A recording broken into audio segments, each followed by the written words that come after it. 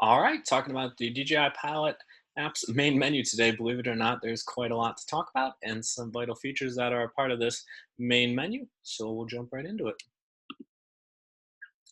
First off, you can see this is what the startup screen, main menu, or whatever you want to call it, is looks like. Android on the left, iOS on the right. As you can see, the additional feature you can see right away on the Android side is mission flight. So it'd be automated mapping flights, waypoint flights.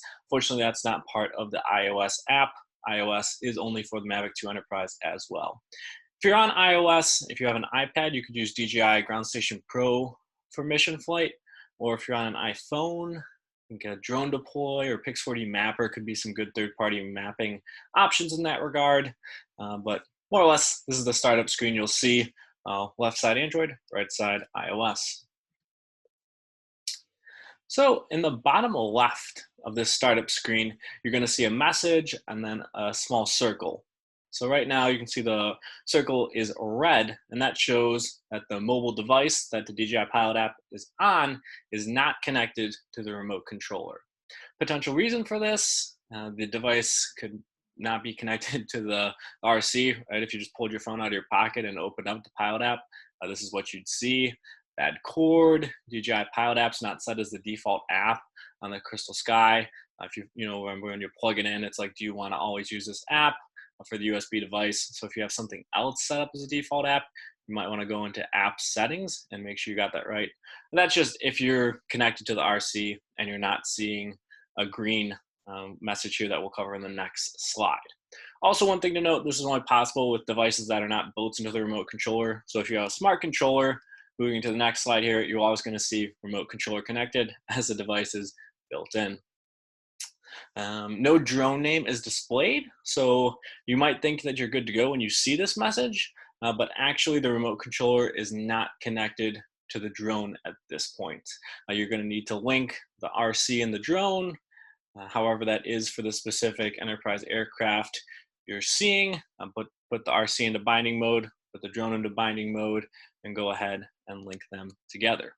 And once you do that, you'll reach kind of step 3 here. You've got the green dot, the remote controller is connected to the mobile device, and then you also have the drone name there showing it's connected.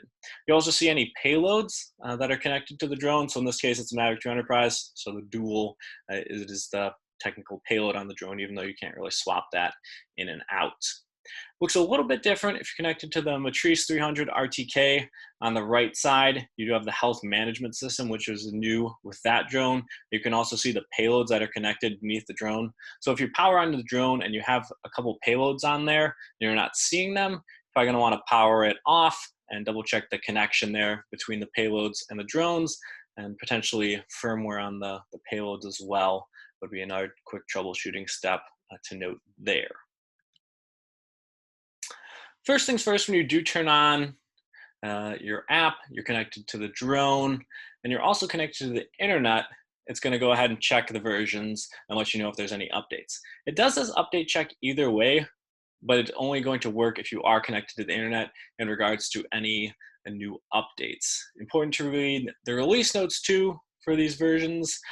Some of the Pilot app releases might not necessarily be for your drone, so good to read those through before you go ahead and complete any updates. But just showing you how this is going to happen here when we go to our next screen. If there's a new firmware, it says new firmware is available. What to do, some new features, go ahead and click on the details. Pretty much anytime you see that blue, that's something, a link you can click on in the Pilot app.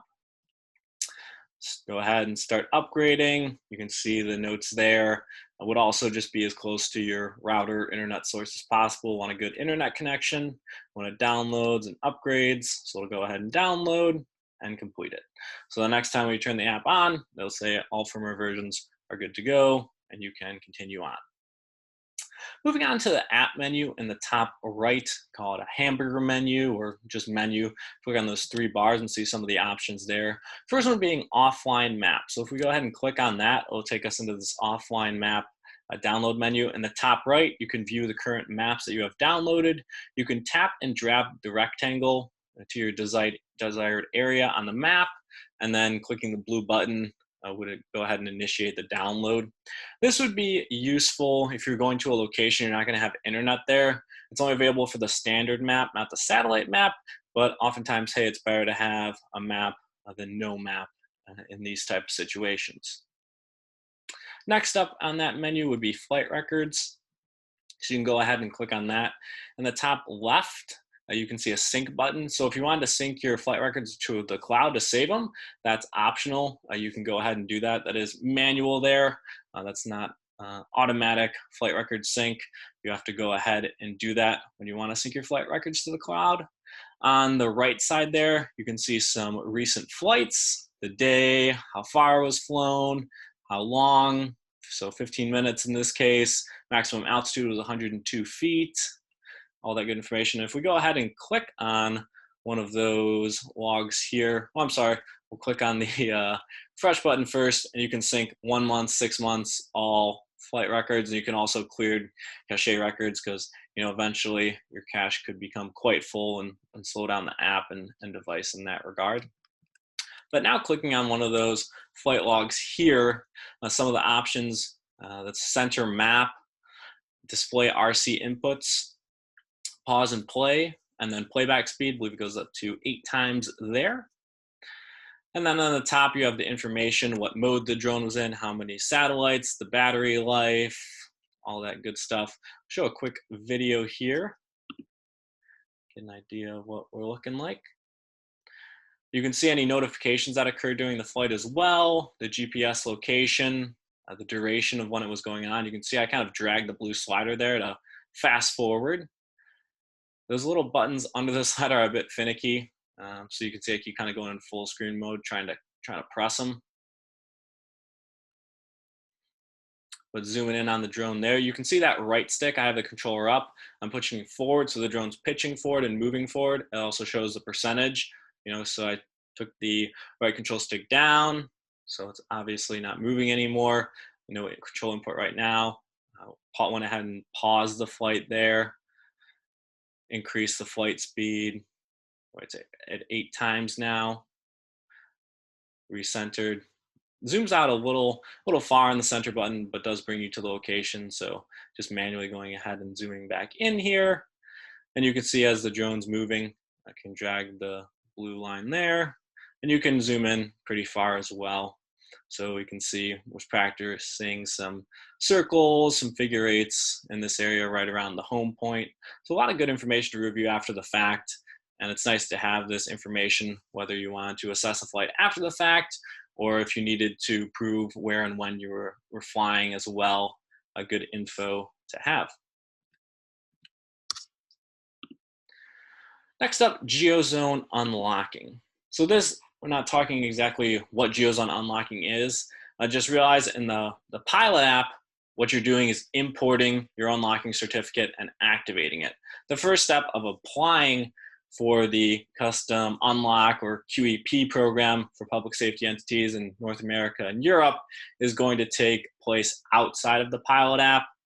And then just a reminder that geofencing on the DJI side is not legal permission to fly. You'd include legal permission with your application to go to custom unlock for the DJI geofencing, and then the steps you need to take in the Pilot app in order to fly. You could see the red on this side. If you're trying to fly in that restricted zone, we would need to import and activate the unlocking certificate. So once again, click on GeoZone unlocking. And then when you load that up, there'll be a little refresh circle on the top right. Make sure you're connected to the internet to download it, and make sure you're logged into the DJI account that the unlock certificate was generated for. If you're not flying in an area where you need an unlocking certificate, obviously you don't need to go through this step, just showing you how so you are aware. But after you go ahead and refresh the app, it'll say new unlocking packages available. Go ahead and click on that and then import all. So this is importing the unlocking certificate to the drone. So you do only need to do this the one time. Then after you've imported it, you go ahead and turn it on, agree, click OK, and then you can see it is now green, which means the unlocking certificate is enabled. Another thing to note here is if it's just a small circle unlocking certificate for a specific location, it's going to restrict the drone to flying inside just that circle. So if you go to a new location, you're going to want to turn the unlocking certificate off. Otherwise, the drone's not going to take off if you still have the unlocking certificate turned on. It's basically just saying, drone, good to fly in this area up to altitude. You can click on the unlock itself for more information on where it is and etc. Next on the menu here, Enterprise Shield, can complete status check and status check service activation. And then on the settings side here, you have local data mode. This is basically just turning airplane mode on for the app, so it's not going to connect to the internet, which could be useful if you want to sync your flight logs to the cloud, or if you want to get update notifications. If you're in local data mode, you're not going to get those notifications. You can enable map request for Mapbox. So in that case, you'd still be able to see your map.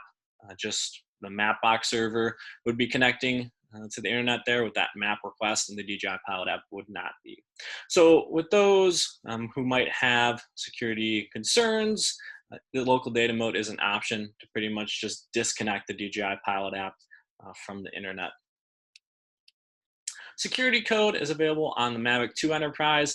Basically, you can set a security code on your drone's internal storage, not the SD card, but the internal storage. That security password is also going to come up when you go to fly the drone, but you can technically reset the password and then start flying the drone anyway. But if you reset the password, it formats the internal storage and deletes any videos or images on there. So just a feature to be aware of.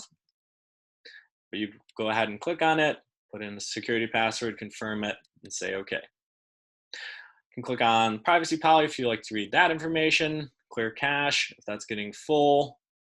If you're having some issues maybe with mapping and getting some errors, that's been a troubleshooting step before. Contact us. Basically, if you have any comments, concerns, support at DJI.com. And then finally, About Pilot has a couple items. For one, you can click on check updates if you're connected to the internet. It's going to say if you have any new versions. Otherwise, if there is no new versions or you're not connected to the internet, it'll just say you've upgraded to the latest version. And then you can also click on update logs to see what the new app versions have brought, basically the release notes for the various Pilot app versions. And then finally, if you want to sign out of your Pilot account and sign into a different account, in the settings, the bottom, you click on sign out, and that's where you do that. Circling back to the main screen here, the tutorials on the top here is a new feature with Pilot 1.9. You can see product tutorials, flight tips, industry applications, user manuals. So a lot of good information there. And then on the bottom, you can click on gallery to see any photos or videos on the drone's internal storage or SD card in the drone itself. And on the right, that would be if you're connecting to DJI Flight Hub. Next up, we'll be getting into the manual flight option, but that's what you see here for the Android version. Button on the left for manual flight. As you can see, got Terry potentially there, inspecting and structure, flying the drone manually. Mission flight, you can see that typical mission flight pattern as the drone would take pictures in a mapping type mission. So there's the two flight options you would select from the main menu. Most of the time, you're just going to open up the app and click on manual flight, assuming doing something in the manual flight realm, but it's good to know all the features that are part of the main menu here. So next time we'll get into those settings on the manual flight side, but that's it for this tutorial.